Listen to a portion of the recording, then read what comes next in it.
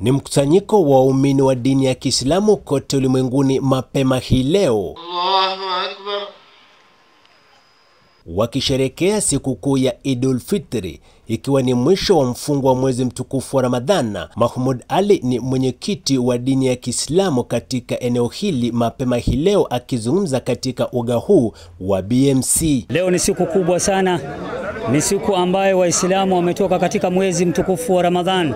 Walitoa kwa ajili ya Allah subhanahu wa ta'ala, walilisha maskini, ile kidogo walikuwa nayo waliweza kushare na maskini. Na leo wote wamejumuika katika uwanja huu, na wamejumuika katika uwanja mbalimbali katika nchi ya Kenya, na dunia mzima Waislamu wamejitokeza kumshukuru Allah subhanahu wa ta'ala. Hata hivyo, waumini wa dini ya Kiislamu wametakiwa kuwa na subira na kutoa zaka kwa Mwenyezi Mungu na kwa kila muumini asiyejiweza kwenye mwezi mtukufu wa Ramadhani unapofikia ukingoni. Hii imekuwa funzo kubwa sana, na ni funzo kila mara pindi tunamaliza mwezi mtukufu wa Ramadhan. Tumekuwa tukimililia Allah subhanahu wa ta'ala aweze kuunganisha nyoyo ya umma wake, aweze kuunganisha nyoyo ya nchi hii, ili sote makabila zote ambazo ziko katika nchi hii ziweze kupendana kwa kuamini kwamba wametoka kwa Mwenyezi Mungu na kurejea, watarejea kwa Mwenyezi Mungu. Waumini hawa wa dini ya Kiislamu waliokusanyika mapema hii leo katika uwanja huu wa BMC wamehimizwa kupendana na kuheshimiana na hata kula na wasiojiweza ili kutimiza matakwa ya mwezi mtukufu wa Ramadhan. Baada ya Ramadhan,